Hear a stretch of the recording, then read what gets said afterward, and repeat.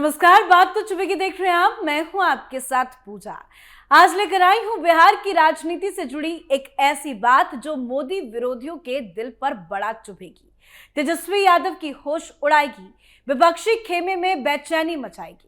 क्योंकि पीएम मोदी अमित शाह ने बिहार में एनडीए की हुई प्रचंड जीत पर एक ऐसा मास्टर स्ट्रोक चल दिया है जिससे बिहार की राजनीति में कई बड़े सवाल खड़े हो रहे हैं। दरअसल बिहार की राजनीति में वो खेल शुरू हो चुका है जिसके बारे में दिल्ली से पटना तक सब फुसफुसा रहे हैं, पर कोई बोल नहीं रहा।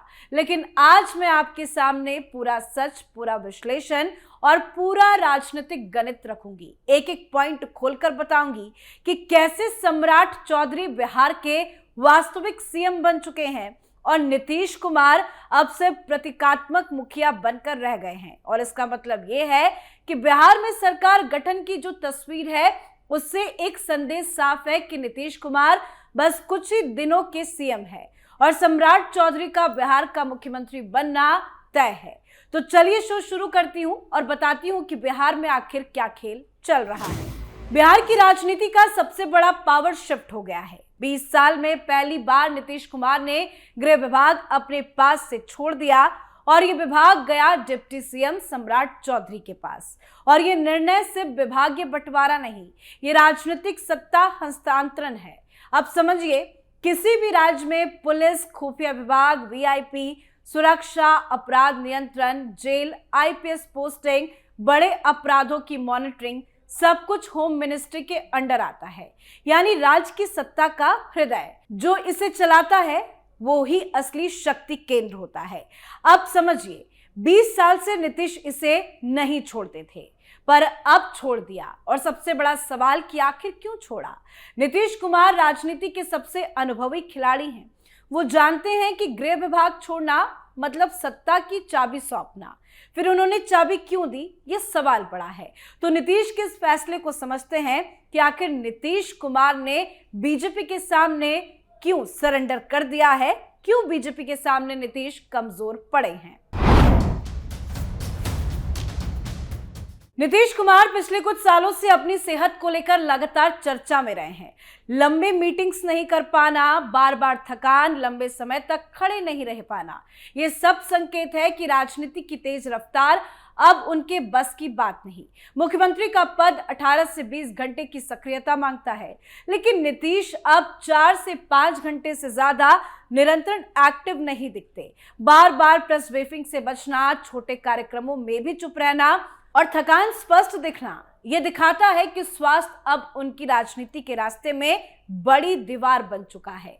जो नीतीश कभी अपनी टाइमिंग के लिए मशहूर थे, आज वही टाइमिंग उनके हाथ से निकल चुकी है। एक नेता तब खत्म माना जाता है जब उसका उपयोग भी सीमित हो जाए।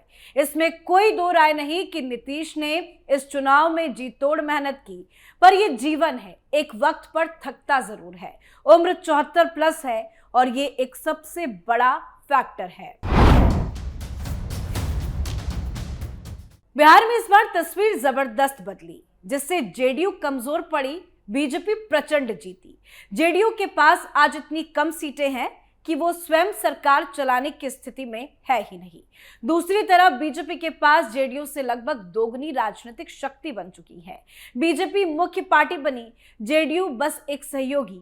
यानी गणित भी बता रहा है कि जेडीयू की हैसियत अब किंग मेकर वाली नहीं रही, बल्कि सर्वाइवल मोड में है। बीजेपी की ताकत उसकी जमीन से जुड़े हुए कार्यकर्ता है। जेडीयू जहां चेहरे आधारित पार्टी है, वहीं बीजेपी संगठन आधारित मशीन है। तो गृह विभाग छोड़ना मजबूरी का निर्णय था, ना कि राजनीतिक इच्छा। अब आपको बताती हूं कि आखिर क्यों मैं ये कह रही हूं कि सम्राट अब सुपर सीएम की भूमिका में है और आने वाले वक्त में जल्द बिहार की मुख्यमंत्री की कुर्सी में भी होंगे। आइए समझते हैं कि आखिर क्यों बीजेपी ने इतना इंपॉर्टेंट विभाग सम्राट को दे दिया। आपको याद होगा और इसकी चर्चा हर जगह चल रही है कि चुनावी रैली में अमित शाह ने कहा था कि सम्राट चौधरी को जिताइए, इन्हें बहुत बड़ा आदमी बनाना है। तो आज वो बड़ा आदमी बिहार का सबसे शक्तिशाली मंत्री बन गया है और ये कोई संयोग नहीं, ये स्ट्रैटेजी है। सम्राट चौधरी के पास पूरा पुलिस तंत्र अब मुट्ठी में है। DGP, ADG, IG, DIG, SP सब सीधे रिपोर्ट करेंगे सम्राट चौधरी को। ये वही शक्ति है जिससे प्रशासन चलता है और राजनीति बनती है। आईपीएस पोस्टिंग अब बीजेपी करेगी, कौन सा अफसर कहां लगेगा अब बीजेपी तय करेगी। इससे चुनाव, कानून व्यवस्था और क्षेत्रीय पकड़ पर बीजेपी की पकड़ मजबूत होगी। इंटेलिजेंस इनपुट अब बीजेपी के पास, राजनीतिक कार्यक्रम, सांप्रदायिक संवेदनशीलता, विपक्ष की गतिविधियां, चुनावी समीकरण, वीआईपी सुरक्षा, सबकी फाइलें सम्राट के पास है। बड़े अपराधों की मॉनिटरिंग भी सीधा सम्राट के पास। पहले mob lynching, high profile murder सब नीतीश देखते थे, अब सम्राट देखेंगे। यानी क्राइम नैरेटिव अब बीजेपी कंट्रोल करेगी। जो मुद्दा अमित शाह चुनाव में उठाते आए हैं, बार बार उठाते आए हैं, वो अब सम्राट इंप्लीमेंट करेंगे। ये बीजेपी की लॉन्ग टर्म डेमोग्राफिक रणनीति का हिस्सा है। छठ, कांवड़ यात्रा, बकरीद, सबकी सुरक्षा प्लानिंग सम्राट के हाथ में। पुलिस एक्ट, जेल मैनुअल, दंगा नियंत्रण एक्ट, माफिया विरोधी एक्ट, इन सबका ड्राफ्ट बीजेपी तय करेगी। यानी बिहार का कानून बीजेपी का कानून। और इसका संदेश एकदम साफ साफ है, बीजेपी नीतीश को 5 साल तक नहीं चलने देगी। नीति, स्वास्थ्य और उम्र तीनों नीतीश को कमजोर बना रहे हैं। बीजेपी को बस एक उचित समय चाहिए और वो समय बहुत दूर नहीं है। तो सवाल अहम है कि क्या नीतीश कुमार 5 साल पूरा कर पाएंगे? तो इसका जवाब सुनिए, क्योंकि इसके कई कारण हैं। तो सबसे बड़ा कारण है नीतीश की स्वास्थ्य स्थिति। मैंने आपको बताया कि नीतीश का स्वास्थ्य आजकल ठीक नहीं रहता। जेडीयू की सीटें घटती जा रही है, ये एक बड़ा फैक्टर है। और बीजेपी की ताकत लगातार बढ़ती जा रही है। प्रशासनिक काम से अब दूरी, राजनीतिक थकान, जनता का विश्वास अब कम हो रहा है। साथ ही दिल्ली का एजेंडा, लीडरशिप चेंज। अब इन्हीं कारणों से नीतीश की कुर्सी आने वाले समय में किसी भी दिन हिल सकती है और सही समय आने पर बीजेपी अपना सीएम लाएगी, जिसके संकेत साफ साफ मिल चुके हैं। वैसे बहुत सारे लोगों को यह लग रहा था कि इस बार नीतीश सीएम नहीं बनेंगे, पर पीएम मोदी, अमित शाह किसी के साथ ऐसे दगा नहीं करते। नीतीश के नाम पर यह चुनाव लड़ा गया, उनको वादा भी किया गया था, तो ये होना ही था कि नीतीश ही सीएम बनते। लेकिन हाँ, नीतीश 5 साल सीएम रहेंगे ये सच नहीं लग रहा। और कह सकते हैं कि बिहार को अपना अगला सीएम भी मिल गया है और सीएम कौन होगा ये भी सामने आ गया है। गृह विभाग जिसके पास, उसी के पास आज सत्ता है, उसी के पास कल कुर्सी होगी।